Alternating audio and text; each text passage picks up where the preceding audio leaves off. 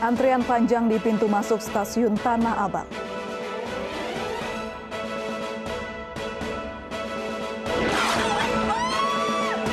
Belasan rumah di kawasan padat penduduk terbakar.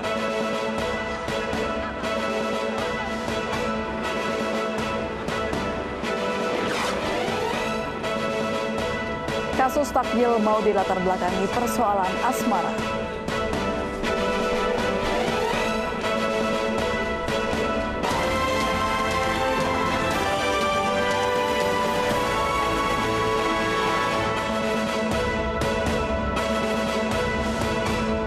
Halo, selamat malam pemirsa. Selain informasi tadi, kami juga akan menyuguhkan informasi Majelis Ulama Indonesia sesalkan kasus pelarangan masker di salah satu masjid di Bekasi, Jawa Barat.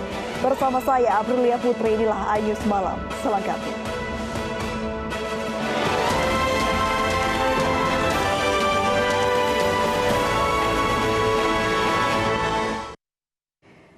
Kita awali informasi malam hari ini, pemirsa. Belasan rumah semi permanen di kawasan padat penduduk Kelurahan Pasar Belakang, Kota Sibolga siang tadi ludes terbakar. Akibatnya puluhan warga kehilangan tempat tinggal.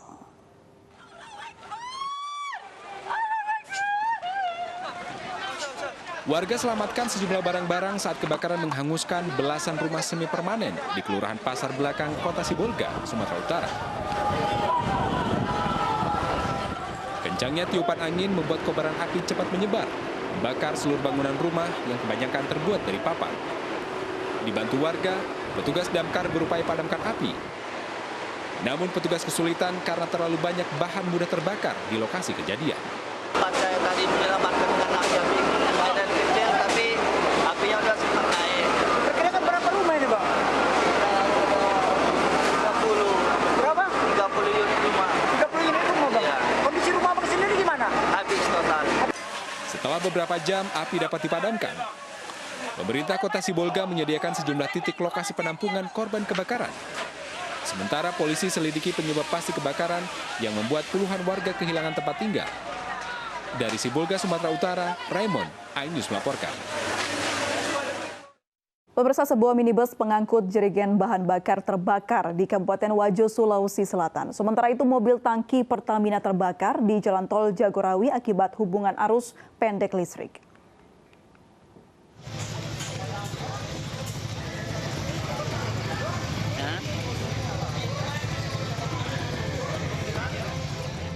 Sebuah minibus pengangkut jerigen berisi bahan bakar terbakar di SPBU usai mengisi BBM di SPBU Jalan Andi Malingkan, Kabupaten Wajo, Sulawesi Selatan pagi tadi.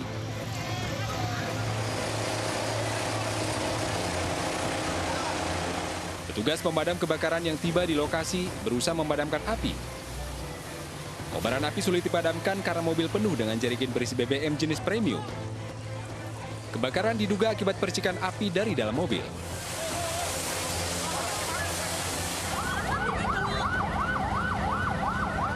Sementara itu mobil tangki Pertamina terbakar di Jalan Tol Jagorawi. Kebakaran diduga akibat sambungan arus pendek listrik pada bagian depan mobil. Petugas pemadam kebakaran yang tiba di lokasi berhasil memadamkan api 1 jam kemudian. Tidak ada korban jiwa dalam peristiwa ini, namun arus lalu lintas menuju Bogor mengalami kemacetan panjang. Dari Kabupaten Wajo, Sulawesi Selatan dan Depok, Jawa Barat, Amnar Sengkang dan Iyung Rizky, iNews melaporkan. Pemirsa, bentrok dua kelompok di Kendari, Sulawesi Tenggara kembali terjadi. Petugas pun bersiaga di lokasi bentrok menghindari bertambahnya korban luka. Ya Allah. Pitran, tutup ke pintu, Pitran. Saling serang antara dua kelompok masih terjadi di sejumlah titik jalan di Kendari, Sulawesi Tenggara. Diduga bentrok dua kelompok ini dilatar belakangi perebutan lahan parkir. Untuk meredam kericuan dua pihak, polisi bersiaga di Jalan MT Haryono dan menyisir sejumlah gang.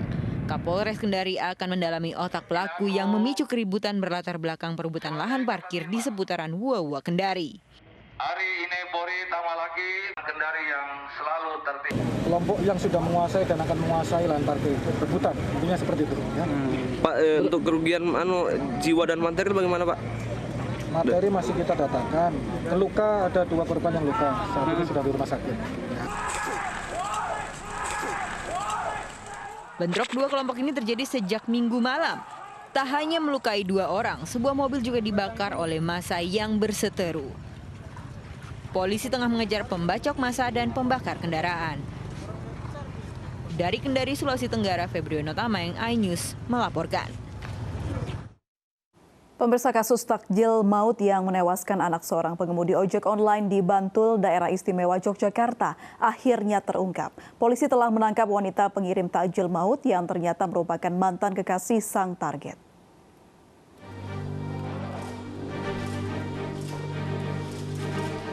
Polisi akhirnya menangkap wanita misterius pengirim takjil maut yang menewaskan Naba Faiz Prasetya, bocah 10 tahun, anak pengemudi ojek online di Bantul, Daerah Istimewa Yogyakarta. Wanita itu adalah Nani Apriliani alias Tika, warga Majalengka, Jawa Barat yang telah lama tinggal di Bantul. Dari pemeriksaan terungkap, pelaku menyasar seorang anggota polisi berinisial T. Namun paket justru salah sasaran dan menewaskan Naba Faiz, anak Bandiman, pengemudi ojek online yang mengantar paket. Kiriman paket takjil sate yang belakangan diketahui mengandung racun sianida itu berlatar belakang asmara. Pelaku sakit hati kepada sang target yang meninggalkannya menikah dengan wanita lain. Motifnya sakit hati karena ternyata si target ini menikah dengan orang lain, tidak dengan dirinya. Artinya pernah berhubungan atau masih berhubungan? Pernah. Dulu belum nikah. Targetnya siapa, Pak? Targetnya saya bukan mungkin identitasnya T. Pelaku dijerat dengan pasal 340 KUHP tentang pembunuhan berencana dengan ancaman hukuman penjara seumur hidup atau hukuman mati. Kasus paket takjil maut berawal saat Bandiman, pengemudi ojek online, diminta mengantar paket takjil sate oleh seorang wanita tanpa aplikasi. Bandiman kemudian mengantarnya ke alamat yang dituju, namun pihak yang dituju menolaknya dan memberikan paket itu untuk Bandiman. Senang mendapat paket takjil sate, Bandiman kemudian membawanya pulang untuk disantap bersama anak istrinya. Naas, anak Bandiman Naba langsung muntah-muntah dan nyawanya tak tertolong. Hasil penelitian di laboratorium menemukan racun sianida pada bumbu sate yang disantap keluarga Bandiman. Dari Bantul, Daerah Istimewa Yogyakarta, Trisna Purwoko, iNews melaporkan. Polisi menangkap seorang pria yang menodongkan pistol ke kurir barang di Bogor, Jawa Barat. Perbuatan pelaku karena kesal barang yang dipesan tak sesuai keinginannya.